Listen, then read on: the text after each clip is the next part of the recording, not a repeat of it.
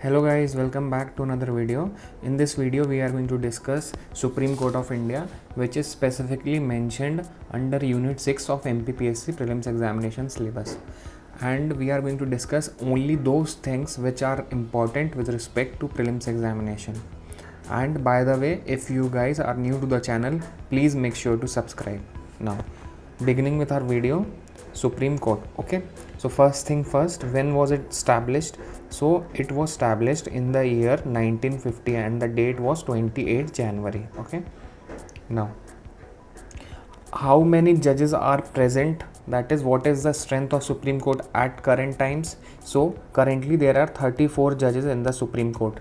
Recently 2 judges have been promoted to the Supreme Court of India from High Courts. Okay, and the 34 judge limit, it was fixed via an Parliament Act of 2019. Okay, so you have to remember this. और originally constitution में कितनी strength थी supreme court की? So it was 1+7, that is 1 CJ + 7 supreme court जज. सो ये original strength थी. अगर आप PSC आपसे पूछता है कि what was the original strength of supreme court mentioned in the constitution, so it was 8 जजेस.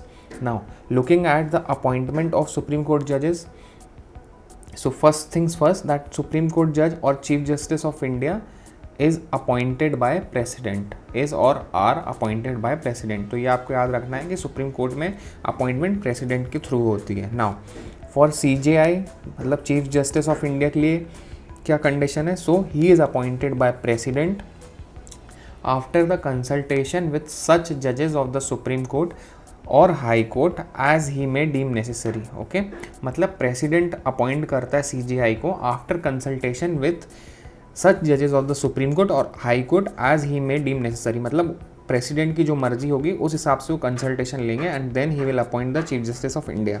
नाउ द अदर जजेस, जो सुप्रीम कोर्ट के दूसरे जज हैं, वो कैसे अपॉइंट होते हैं? तो they are also appointed by president after consultation with CJ. That is very important कि CJI जो रहता है सुप्रीम कोर्ट का, उसकी कंसल्टेशन लेनी पड़ती है प्रेसिडेंट को टू अपॉइंट सुप्रीम कोर्ट जजेस. ठीक है, एंड अदर जजेस ऑफ HC और HC as he may deem necessary. So ये CJI वाली कंडीशन हो गई. ठीक है, now in this case consultation with chief justice of India is obligatory. this is very important. बिना चीफ जस्टिस की कंसल्टेशन के प्रेसिडेंट सुप्रीम कोर्ट जज को अपॉइंट नहीं कर सकता है. Okay, so this is very important, that is consultation with CJI.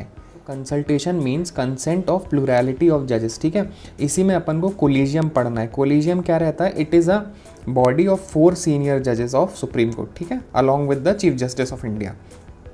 फिर इसका ओपिनियन जो माना जाता है वही ओपिनियन CJ का माना जाता है.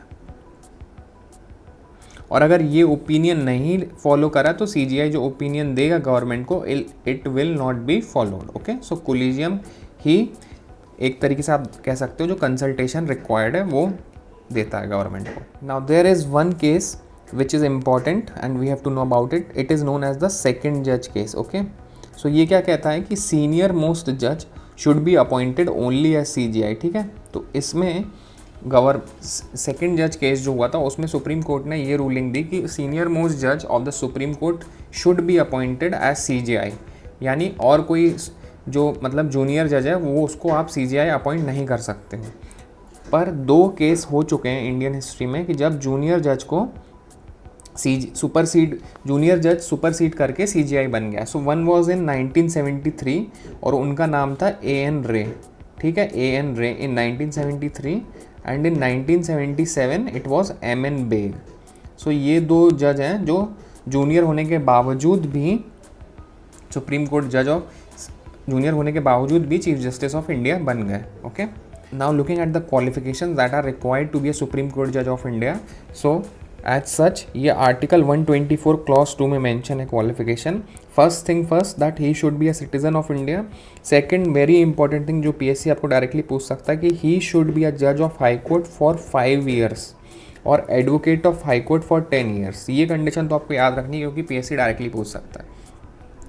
और एक और कंडीशन में सुप्रीम कोर्ट का जज प्रेसिडेंट अपॉइंट कर सकता है, that is if the person is a distinguished jurist in the opinion of president. Okay,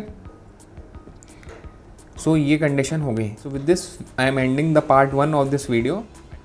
And in the part 2 we are going to look at the further important things related to Supreme Court of India. So if you learned something new and like the content, please make sure to subscribe to the channel and give a like to this video. Thank you.